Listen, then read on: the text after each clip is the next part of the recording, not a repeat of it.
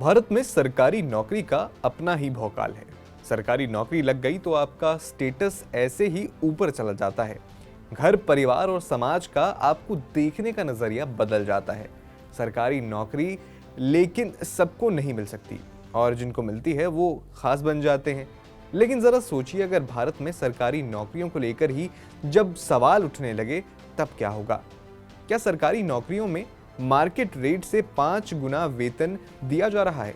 चलिए पूरी कहानी आपको बताते हैं। कार्तिक मुरलीधरन ने भारत के सार्वजनिक क्षेत्र के स्टाफिंग मॉडल की तीखी आलोचना करते हुए कहा कि ये पूरी व्यवस्था 1950 के दशक की एम्बेसडर कार की तरह काम कर रही है।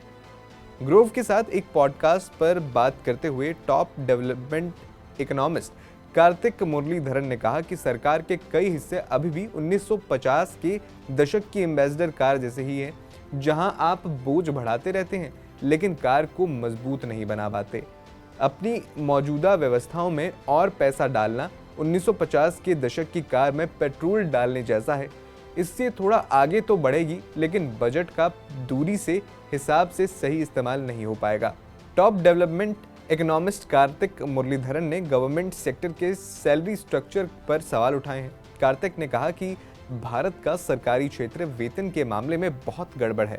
लगभग 95% सरकारी नौकरियों में मार्केट रेट से 5 गुना ज्यादा वेतन मिलता है, जबकि शीर्ष स्तर के निर्णय लेने वाले लोगों को बाजार के हिसाब से बहुत कम वेतन मिलता है। मुरलीधरन के अनुसार ये एक बड़ी समस्या है। निचले स्तर के कर्मचारियों को ज्यादा वेतन मिल रहा है, वहीं टॉप लेवल के अधिकारियों को कम। इस वजह से कई तरह की दिक्कतें हैं, मसलन भर्ती में परेशानी, गलत लोगों का चयन और युवाओं का सरकारी नौकरी की तैयारी में समय बर्बाद होना। चलिए पहले ये जान लीजिए कि कार्तिक मुरलीधरन हैं कौन। अमेरिका में कैलिफोर्निया यूनिवर्सिटी में कार्तिक प्रोफेसर हैं। उनके अनुसार 95% सरकारी नौकरियों में बाजार दर से 5 गुना ज्यादा वेतन मिलता है, लेकिन जो लोग ऊंचे पदों पर हैं और बड़े फैसले लेते हैं उन्हें बाजार के हिसाब से बहुत कम वेतन मिलता है। मुरलीधरन भारत में नौकरियों की पिरामिड में गड़बड़ी के बारे में बात कर रहे थे। उन्होंने उत्तर प्रदेश का उदाहरण दिया, जहां 368 चपरासी की नौकरियों के लिए 23 लाख लोगों ने आवेदन किया। इनमें पीएचडी वाले भी शामिल थे। ऐसा इसलिए हुआ क्योंकि इन नौकरियों में वेतन बहुत ज्यादा था और काम का बोझ कम था। मुरलीधरन के अनुसार वेतन में इस गड़बड़ी के कारण 4 बड़ी समस्याएं होती हैं। पहली समस्या यह है कि ज्यादा लोगों को नौकरी पर नहीं रखा जा सकता। दूसरी समस्या यह है कि इन नौकरियों में वेतन इतना ज्यादा है कि भर्ती करना मुश्किल हो जाता है।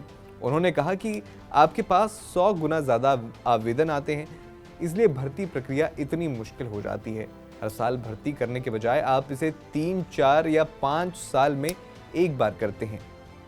कार्तिक ने तीसरी समस्या ये बताई कि लोगों की दिलचस्पी सही नहीं होती। उन्होंने कहा कि लोग कहते हैं कि मैं वन रक्षक के लिए आवेदन करूंगा, मैं शिक्षक के लिए आवेदन करूंगा, मैं चपरासी के लिए आवेदन करूंगा। जिस व्यक्ति का चयन होता है उसकी अक्सर उस क्षेत्र में कोई रुचि नहीं होती है। उन्होंने सिर्फ हर संभव लॉटरी के लिए आवेदन किया होता है। चौथी सबसे अनदेखी समस्या ये है कि सरकारी परीक्षा की तैयारी के कारण बेरोजगारी बढ़ जाती है। उन्होंने कहा कि तमिलनाडु जैसे तेजी से बढ़ते राज्य में भी शिक्षित युवाओं की 80% बेरोजगारी इसलिए है क्योंकि वे सरकारी परीक्षा के बाद सरकारी परीक्षा लिख रहे हैं। मुरलीधरन ने इस बात को खारिज कर दिया कि निजी क्षेत्र में नौकरियां पैदा करना समस्या है। उन्होंने कहा कि निजी क्षेत्र नौकरियां पैदा करता है लेकिन बाजार के वेतन पर। सरकारी क्षेत्र ही बाजार की हकीकत से बाहर है। सुधार कैसे हो, इस पर बात करते हुए कार्तिक ने बताया कि एजुकेशन, नर्सिंग और पुलिसिंग जैसे क्षेत्रों में फ्रंटलाइन भूमिकाओं के लिए भर्ती प्रक्रिया को बदलने की जरूरत है। उन्होंने कहा कि 12वीं के बाद आप एक प्रैक्टिकल आधारित नर्स या शिक्षक प्रशिक्षण कार्यक्रम में शामिल हों। 3 महीने का सिद्धांत और 9 महीने का प्रैक्टिकल।